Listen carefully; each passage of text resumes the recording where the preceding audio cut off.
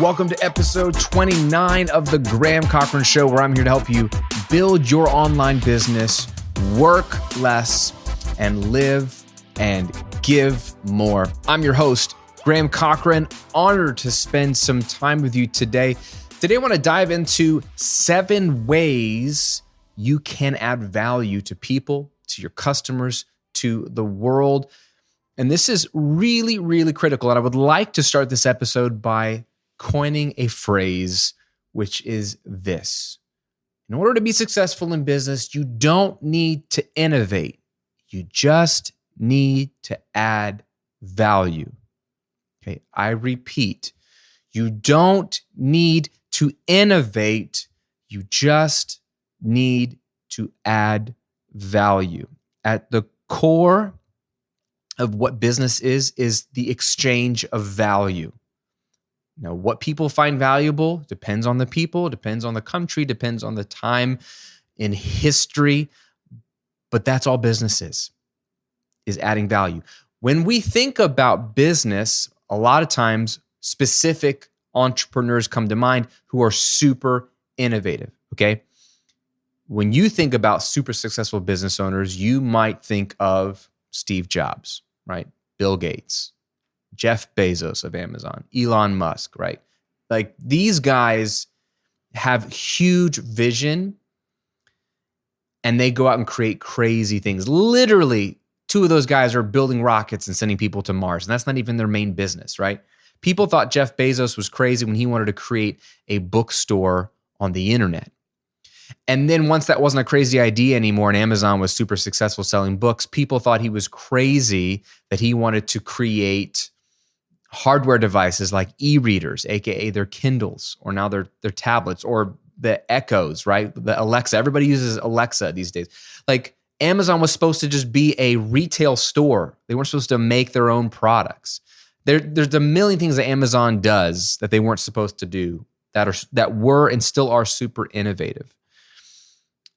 And I think when we have conversations about, to start a business, like what can I do that's never been done before that will truly be innovative? And man, that is a crippling, crushing way to think. Because A, no offense, but you're not innovative,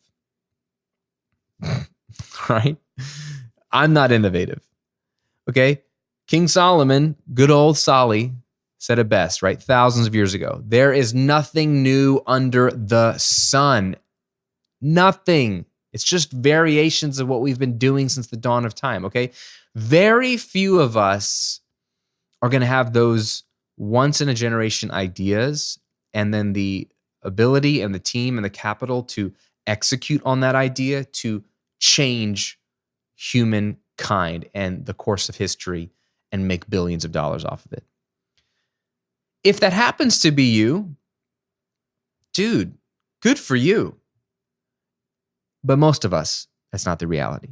So when you sit around thinking, I don't have a good business idea because what you're looking for is basically something that no one's ever done before, you're totally missing the point. How many Chinese restaurants are there in your town or city? Case in point, right? Is Americanized Chinese food for takeout innovative? No.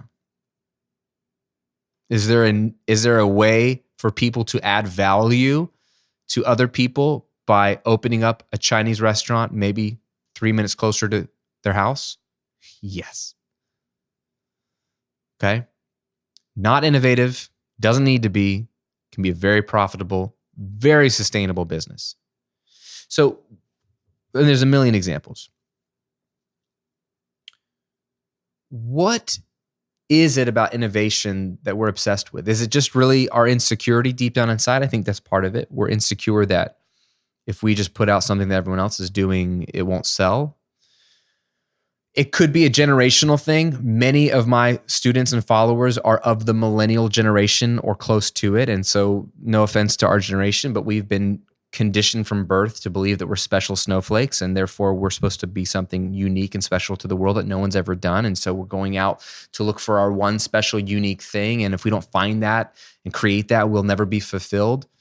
It's kind of a crippling mindset. Thanks, mom and dad. Thanks, collective mom and dads. Thanks, collective teachers that were training us up in the 80s and 90s.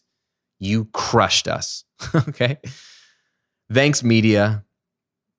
Thanks, stupid movies, right? Everyone in our culture, at least in America, has led an entire generation to believe that they are unique. And yes, everyone is unique. I mean, just look at our fingerprints. I mean, God gave every human being on planet Earth a different and unique set of fingerprints. That's ridiculous. How is that even possible? So yes, we're unique. We're very different. But what I mean is this soul-crushing notion that I got to innovate. I got to make something so new that no one's ever done before to have a successful business, which we know, if we do some of these silly examples, is not necessary to generate a profit. So is that really what we're after?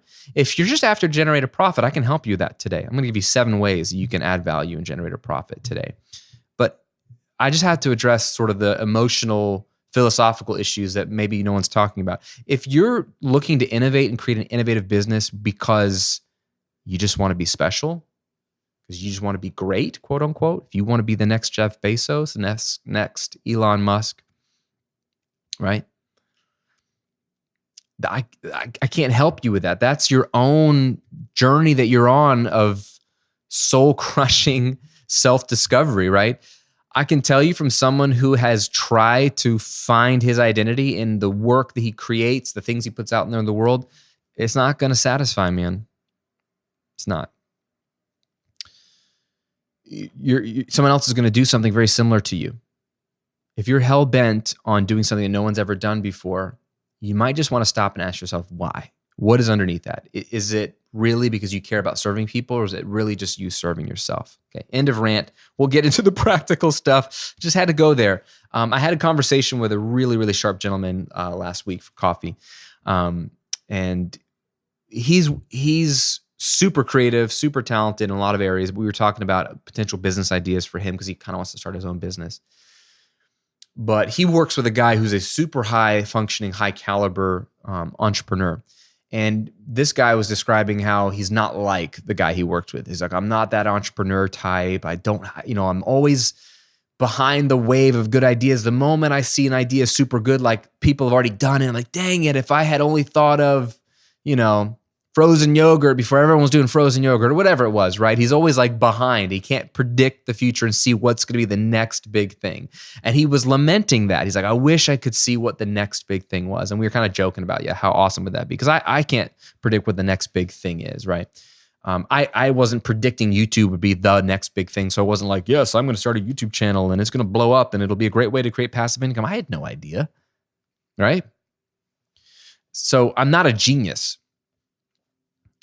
But in this conversation, I was trying to explain to my buddy, like, look, that's not what business is all about. Yeah, there are people that are ahead of the curve and they thought of something before anybody else thought of it, and they'll profit from that.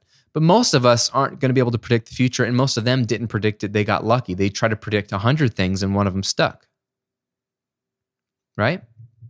So that's not a great strategy, I don't think. But what has worked since the dawn of time for businesses? Adding value to other human beings. That's all business is, right? It's an exchange of value. You don't need to innovate. You just need to add value. Okay, so Graham, yeah, that's great. That sounds nice. Add value, add value. I've heard that. What does that mean? Well, today I just want to give you 7 ways to add value.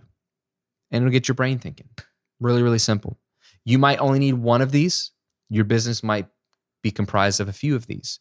Any one of these, and there's probably more, but any one of these are very viable ways to add value to other human beings and therefore get money in exchange. Ready? Number 1 way to add value is to solve a problem. Solve a problem, okay? This is the oldest trick in the book. Good businesses solve problems for people. So it could be as simple as, hey, and I'm sorry if this is graphic, but I'm using the restroom. How do I clean up down there? I don't want to use my hands. Somebody, thank them. I will kiss them on the mouth if I could meet them. Invented toilet paper. One of the most unglamorous, uninnovative these days, super profitable products out there is toilet paper. We all need it. We all use it. Period. Why? Because it solves a problem, a hygiene problem. Okay. So it can be as basic, as simple as that. Another one that's more modern, let's say, is Ring doorbells. Do you have one of these? I love it. I've got one. I've had one for years. It's a video doorbell that's connected to Wi-Fi. Amazon since bought it up for $1 billion, by the way, which is awesome. So they're blowing up because now Amazon is advertising behind it. But Ring, it's just a wireless doorbell that you can mount outside, connects to Wi-Fi, so you don't have to have any wires, which is just convenient if you need to replace a doorbell. But it's got an HD camera on it, motion sensor, and your app gets, binged. Your phone gets binged when someone's at the front door, whether they hit the doorbell or not, and you can take a look at who it is. You can even talk to them. And what did this do? This solved the problem of people being afraid of people coming to the door. Solved the problem of porch pirates, people who steal packages off of other people's porches. It solved the problem of just people being afraid to come to the door. It solved the problem of people feeling like when they weren't home, their house could be preyed on. And so it's like, hey, you can talk to somebody through your phone, through the doorbell when they're there. Just a really good, simple innovation. Now, that might be, again, well, Graham, I can't innovate. I can't design something. Okay, no problem. What are other simple problems in your niche that people tell you they have that you could solve, right? I think about fitness. This year, my wife got me into Orange Theory Fitness, which is a chain group fitness classes all over the world, and I love it. Didn't think I would, but Orange Theory is a brilliant business model, but here's the problem they solve. There's gyms everywhere, not innovative. There's group fitness, not innovative. They do cardio with a treadmill and weights, certainly not innovative. What's innovative about Orange Theory is twofold. They said, what if we could gamify fitness and make it personalized in a group fitness class so people know how well they're doing compared to themselves and be able to monitor it in real time and get the maximum workout possible in an hour and maximize their afterburn the next day of calories burned. And it's all about heart rate. It's high intensity interval training, HIIT training. And they created a way with just simple heart rate monitor on your wrist or chest or your arm or whatever, and a screen to like help you monitor what you're doing to get the maximum workout with just real-time data. Instead of like, I'm running, but I don't know if I'm really running, should I run harder? They just use real-time visual data when you're looking for a certain amount of points. Very, very fun and gamified. And on top of that, they've got the idea of going to the gym, but having the personal trainer concept, but at an affordable rate because you have a coach that tells you what to do the entire hour. You don't think, you just do what he or she says, which is the benefit of a lot of group fitness. And they combined it together in a way that's super competitive, self-competitive, effective, fun, addictive. And the problem was for people like me that I've been to the gym, I've also done workout routines myself. I also do cardio on a bike myself. And they're all okay, but they put it together in a way that solved the problem of me not wanting to work out. Now I want to because it's gamification and I don't have to think. I just show up and I work hard without the need of hiring a personal trainer, which I didn't want a personal trainer for a variety of reasons. So they just did a tweak. They look at their own market. They're not innovative in the sense that they're offering fitness. It's just a gym, but they solved the problem. People were like, oh, I don't like my gym because I don't know what to do when I go to the gym. Or I don't like the classes that I do with fitness because I'm just doing what everyone else is doing and I don't push myself. I just do what the instructor says, but I don't know if I should push harder or not. They just solved both of those problems by slapping it together. Orange Theory Fitness. What problems can you solve? They don't have to be life-changing problems. They could be simple problems. But what problems can you solve? Sure, you can think of one or two or three in your niche. That's one way to add value, is to solve a problem. Second way to add value to someone is to get someone results. Get somebody results. This is what we do in our information content businesses, right? I'm big on you taking your knowledge, your experience, and conveying it to someone else in a way that they can apply it, skip a lot of the pain and heartache that you and I have gone through with learning it the hard way, and get results, right? And get results faster. So again, if you're a fitness instructor, can you get people results? Can you help them lose weight? If you were like me, an audio person, can you help somebody make the recording sound better? Can I help you get a business started and grow it, right? If I can get you results, that's valuable. It's all about results. So think about your niche. This is the basic way we do this in our information product type businesses, but what results can you get your students? At your core, you're an educator, you're a teacher, you're a mentor, you're a coach. Can you get them results, right? That's what literal coaches do for athletes, right? I watch football. Football coaches get paid, especially head coaches in a lot of sports, very well, but they don't play. They don't play football.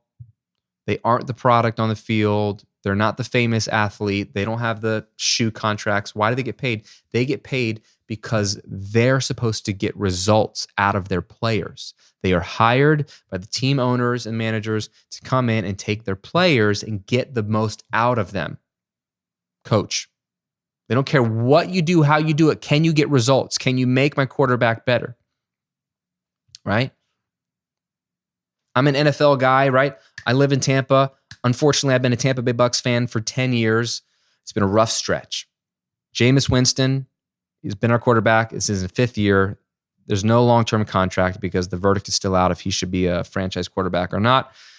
Gone through a couple of coaches in his tenure here. They bring in Bruce Arians out of retirement to come back and coach. He's the self-proclaimed quarterback whisperer, right? He is getting paid very handsomely to try to fix our quarterback, Jameis Winston, to try to minimize his errors and get the most out of him. If he can get results out of Jameis, he will continue to get paid. He's already gotten paid before he's gotten results, but you know how this works, right? That's a way he's adding value to the Bucs organization, is by, in theory, getting results out of his players, including Jameis Winston. The verdict is still out on that, but I'm hopeful because you have to be if you're a fan. Never understood fans that were cynical. Makes no sense. Why be a fan? All right. Third way to add value is to simplify the complex. Simplify the complex. A few episodes ago, we talked about how overwhelm is the problem of today. And where there is overwhelm, there is opportunity. There is so much information out there, so much conflicting information out there, and life is overwhelming in and of itself because we're inundated with screens and texts and notifications and life and blah. We're overwhelmed people. So if you can come in your space and your niche, and if you can take what's complex and overwhelming and simplify it so that your students or your people understand it better, you are very valuable to them, my friend. This is what I do every single week, right? In the audio world, I have become known for taking highly technical, highly complex subjects of audio engineering and making it simple to understand and execute for my students, okay? That is my bread and butter. I don't know more than other audio engineers. I'm not more talented than other audio engineers. What is my secret sauce? Why do people come to me? Why do people buy from me? Because I take the complex and make it simple. Dave Ramsey is a great example of this in the world of finance and money management, right? His bread and butter is taking an overwhelming, complex topic such as money and investments and debt and interest rates and economies and all these things, and he simplifies it for people every day on the radio and in his books and his live events and his workshops, right? He simplifies it so people go, oh, well, that's easy. That's a valuable skill to have. If you can simplify the complex for somebody, you can add a ton of value. And guess what? People will pay for it. Can you simplify the complex? Okay. Fourth way you can add value to people. Save someone time. or save someone hassle, right? On the time front, think about how many businesses, I'm pointing out there to the skyline of Tampa. Think about how many businesses are out here that exist solely to save you and me time. Okay? Fast food restaurants. Fast food restaurants like McDonald's, Chick-fil-A, whatever, Burger King, whatever. They exist for a lot of reasons, but one of the primary reasons they add tons of value to the American public, for better or for worse, is that they can make you dinner or lunch or breakfast and have it ready to you instantly. You don't have to spend time cooking. You don't have to spend time sourcing ingredients. You don't have to go to the grocery store. You can literally be out and about and be like, crap, I need to eat something. I don't have time, McDonald's, right? Or if you're Christian, Chick-fil-A. Just joking. Everybody likes Chick-fil-A, Christian or non-Christian, but it's just a Christian joke, whatever. There is a reason why on Saturday afternoons and evenings, Chick-fil-A is a crazy place, because every mom and dad in the suburbs is running their kid from soccer to gymnastics to basketball to whatever, and they got to eat somewhere in there. And they want to eat something quote unquote healthy. No offense, but Chick-fil-A is not healthy. It's just delicious. Now, you can get some healthy options, but let's just be honest. People are going for the number one, and that ain't healthy, but it's delicious. Oh, it's so good with the butter and the pickles. But you know what I'm saying? They want something that they can feel good about putting in their kids' bellies, putting in their families' bellies. And Chick-fil-A is like, come on in. We can pump out some food for you so quick so you can move on to your next suburb mom and dad thing, right? Get in your SUV, go to your thing. We got you fed. Convenience. If you can save me time, you are super valuable to me, right? If you can save me hassle, you're valuable to me. If you can save me money, you're valuable to me. Another example in a totally different world is Legalzoom, right? Legalzoom is a business that exists to help you create legal documents, form an LLC for your business, draft up a will, without having to meet with a lawyer, right? So this saves you not only the money of the hourly rate for a lawyer, but really it saves you the hassle and the time. I can just get online, answer a few questions about my business, or fill in some, Q&As about my life in terms of my assets and my family for a will, and it will boom, boom, boom, boom, boom, pump out a legal document that is compliant for my state, wherever I live, and spit out the official thing that I need. So I can get legal documents created. Same thing with rocketlawyer.com. They're a competitor, right? So I can draft up a lease agreement with my tenants at my rental property without having to go to a lawyer and do it the old-fashioned way, right? Saves me time, saves me hassle. Speaking of hassle saving and real estate, my property manager, right? So for years, I've had a property manager who manages my property and I pay the property manager so that I don't have to deal with the hassle of finding a new tenant, screening a tenant, checking their credit, answering the phone when the toilet breaks, all these things, right? They manage the property for me so that I get my time and my sanity back. They are adding value by saving me time and hassle. Where can you save somebody time or save them hassle? That's a way to add value. Okay. 3 more. Number 5, entertain. You know this. There are entire businesses that exist just to entertain you. They're not innovative. They're not doing something no one else has ever done. Comedians, people have been telling jokes and making people laugh since the dawn of time, right? Kings would have their jesters, their fools, as it were, do silly stuff, say silly stuff, sing me a silly song to make me and my lords and ladies laugh. Make me laugh. Dance for me, jester, right? Laughter, entertainment is valuable. Stand-up comedians are valuable, right? Movies and books that provide entertainment are valuable. That's why we pay for them. They create value just purely by entertaining entertaining us, right? That's how a lot of YouTubers make a living. They grow a big following on YouTube because they just entertain. They grow a massive, massive audience. So now they can monetize that audience through pays or brand deals or sponsorships or things like that. They don't have products necessarily that they sell, but they have eyeballs and they entertain. And so that's a way they add value. You see how, again, it's not even about having products, although I think the product type business is a more sustainable business model and you have more control. When the trends die off, at least you still own valuable products.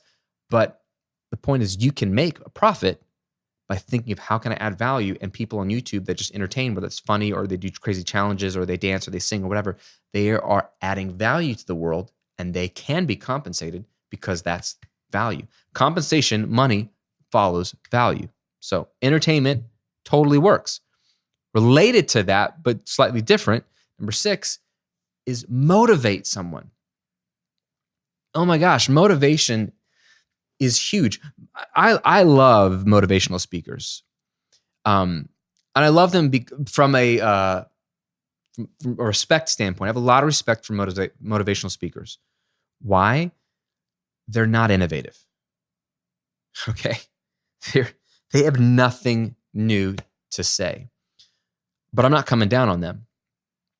They understand that their value is in getting an audience to believe that they can actually get up and make a change in their life. Okay? Tony Robbins, like probably the biggest motivational speaker of our time. Very interesting guy. Really cool story. Grew up in poverty, was really influenced by the generosity of a family one Thanksgiving that brought him his family Thanksgiving meals when they had nothing, which is one reason why he is big on Feeding America, which I think is the organization that he donates. Like his most recent books on money, ironically, he gave away all the proceeds to Feeding America. And he has just ambitious goals of feeding billions of families. It's incredible. So I love his heart for generosity. And it's because someone was generous to him when he was young and very in need and impressionable. So powerful guy, no doubt, right? Has influenced countless numbers of people. It's a fascinating Netflix documentary on him called I'm Not Your Guru. Watched that a few months ago. I've read a couple of his books, but watched that. And it follows behind the scenes of him on one of his big live events, Date with Destiny. And it's like a 3-day or 5-day event that he does. And what's amazing, and I'm not trying to minimize what he does in terms of the psychology behind it and the science behind it. But you watch what he does, and maybe you've thought this too. You're like, dude, he's not saying anything earth-shattering. Like he's just kind of calling people on their stuff, saying what they kind of already know. But why do people pay thousands of dollars to come to these events to see him? Partly because he's a celebrity, but partly because they're so stuck in themselves, they need somebody on the outside to wake them up, to take action, to do the things that they already know they need to do, but to get motivated. And people that are inherently self-motivated minimize and diminish and disregard the value and the power of motivation. They say, that's stupid. He's not telling them anything new. It's not stupid. It is an entire skill set to get someone that knows. We all know what we should do. Again, Dave Ramsey is a good example. He simplifies the complex topics of money, but you know what he really sells is motivation. He sells motivation. People know inherently, unless you just don't understand basic math, that the only way to build wealth is to spend less money than you earn. Just like the only way to lose weight is to consume less calories than you burn, right? So, like, it's just math. Less out than goes in, right? If you want to build wealth, or the opposite for fitness and weight loss. We know a lot of basic things. We know we should get out of debt. We know we should start saving money. We know we should invest. Some of us don't know, but we should. It's just we're overwhelmed. And when someone can motivate us to actually take action, wow, that's valuable. Motivation connects to a few of these.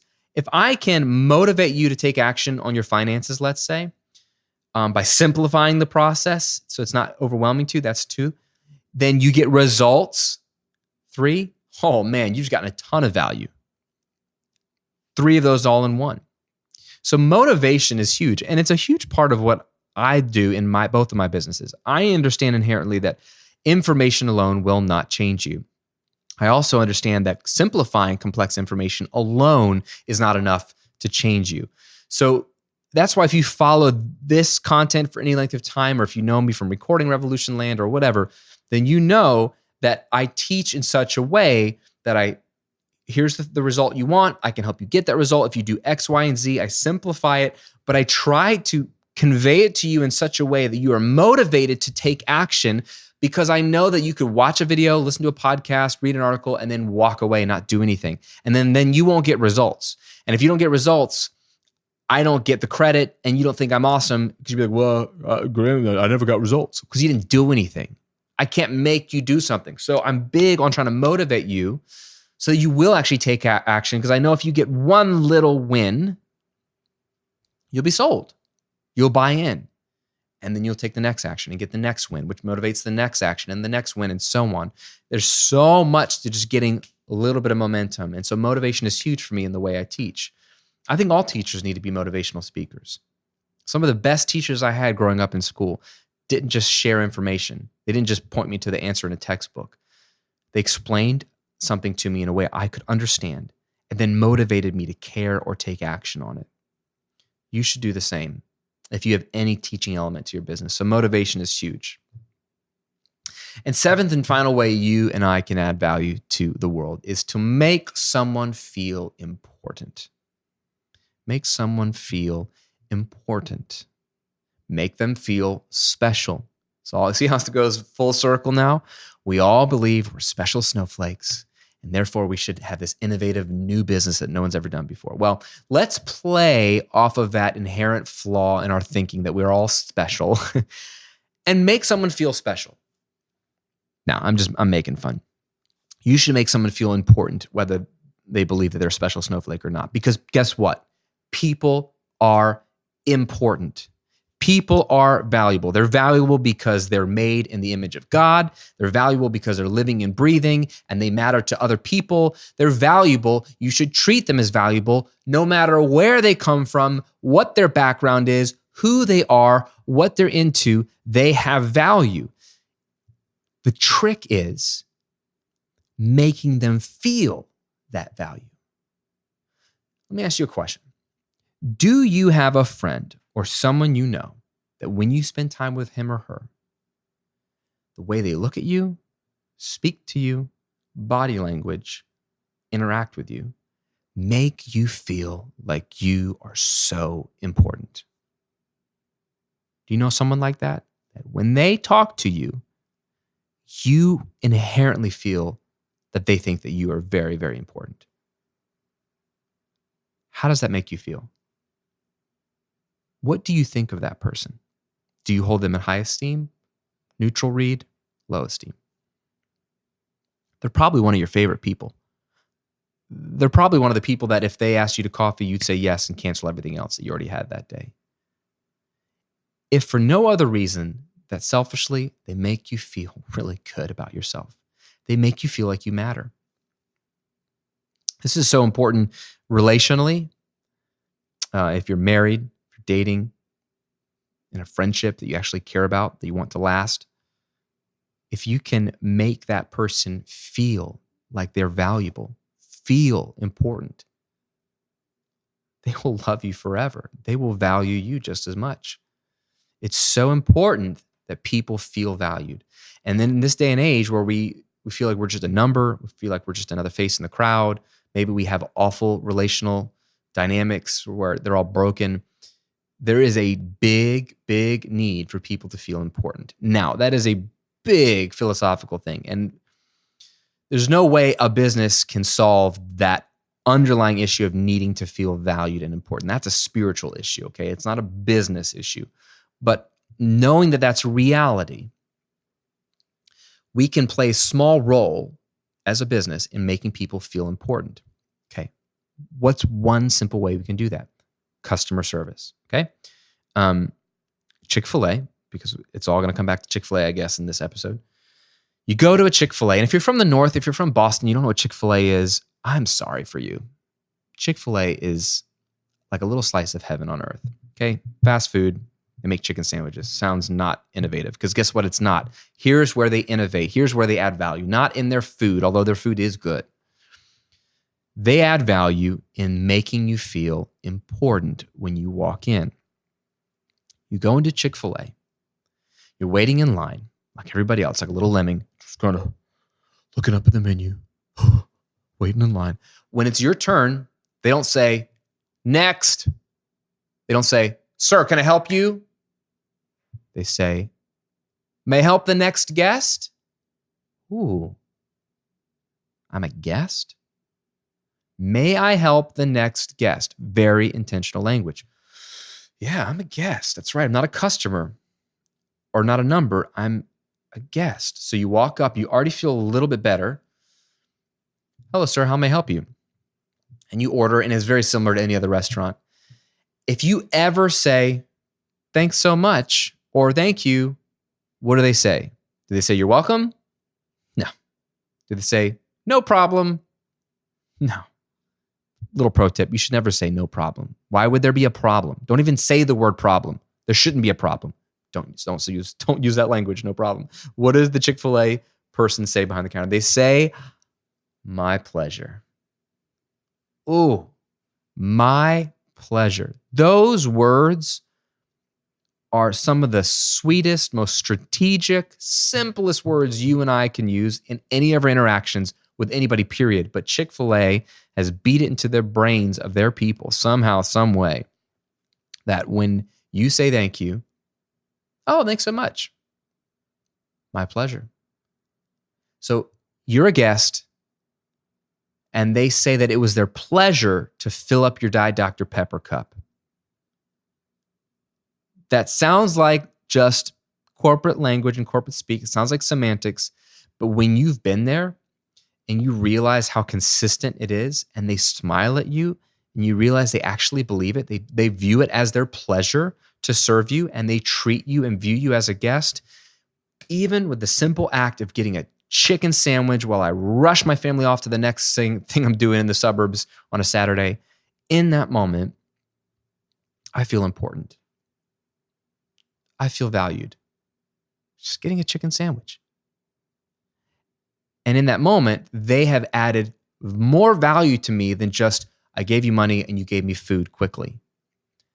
That is why Chick-fil-A is winning. It's fascinating. If you look at the stats, I don't know why I'm talking about Chick-fil-A a lot, but they're a great example of a business that is crushing it. And you want to study and break down the underpinnings of businesses that are crushing it to understand why. They're crushing it for a reason.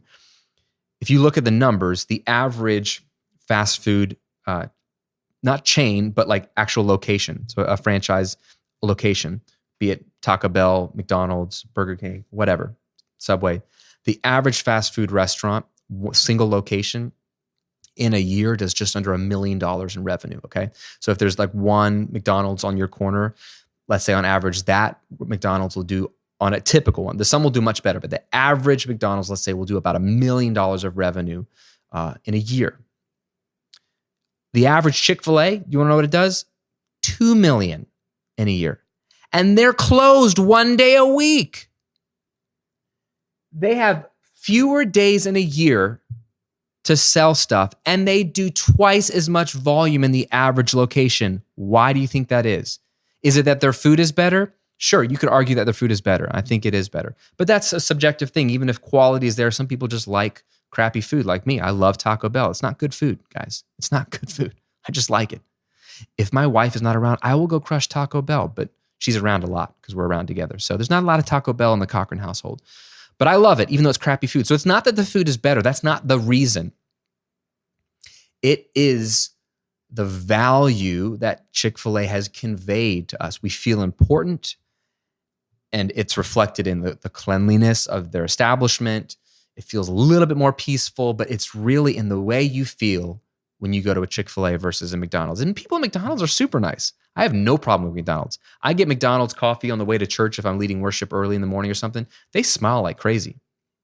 Super nice. Not the same though. It's not as deep. It's not as fully integrated.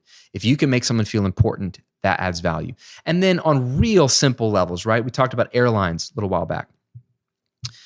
If you are boarding a plane, who gets to board the plane first? The Delta Priority Star Alliance members, right? I fly Southwest all the time because it's my business credit cards through them. I get a lot of points. Who gets to board the Southwest plane first? Our A-list and A-list preferred passengers. Who are the A-list people? Well, they're the people that fly a lot, rack up a lot of points, and they allow them to be the first 15 people on the plane, and they feel real special. We don't even have first class in Southwest. There's no class, but they're the first people to board, and it makes them feel important. Those little things sound stupid, but man, they mean something. If you get priority parking, if you're allowed to park at the front, so if you go to Disney World, right, you go down the street, go to Magic Kingdom, you can pull in and park, or you can pay extra to get priority parking, to park at the front. So you don't have to take the shuttle. You can walk right in the gate. I'll pay for that every time. Why? Because it makes me feel important. I pull up to the front. I get to go past all those chumps and go right up to the front, park my car. And when I come out of the park, easy to find my car because guess what? It's right there. But I pay for that because it's valuable. Feeling important, feeling like there's priority service, that I'm special, adds value. There you are. Seven, there we go. 7 ways you and I can add value. Solve a problem. Get someone results. Simplify the complex. Save someone time or hassle. Entertain them. Motivate them.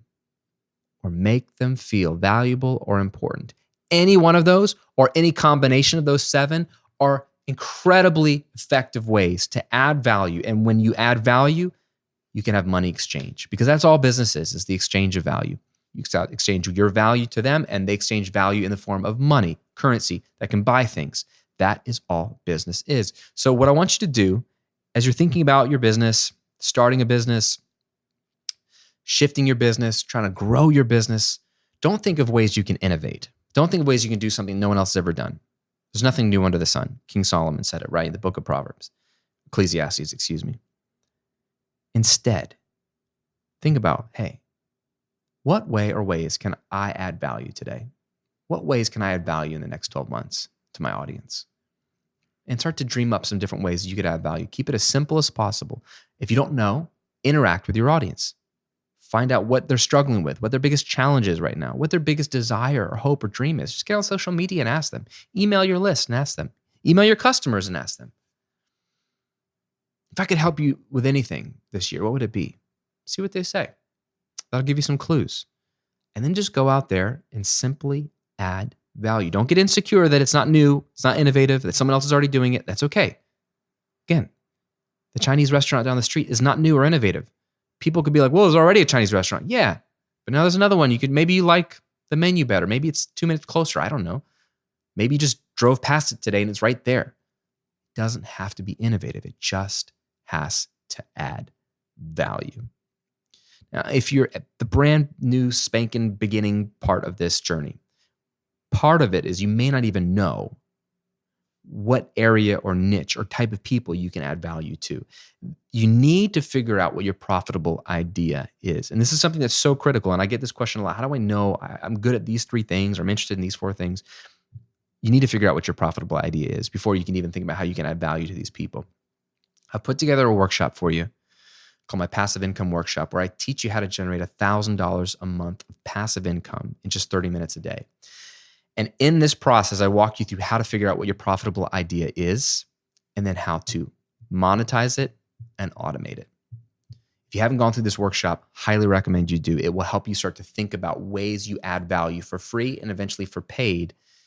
That's all business is adding value at every step of the game. And I want you to watch it. I want you to digest that information and get creative of who you can serve, what you can help them accomplish, and how you can add value. It's absolutely free. Just go to grahamcochrane.com/workshop. and watch it right there. Thanks for hanging out with me today. Thanks for digesting this material and stewing on it. Love to hear from you. Just give me an email, graham@grahamcochrane.com. Let me know what your big takeaway was from this episode. And as always, I'll see you on another episode real soon.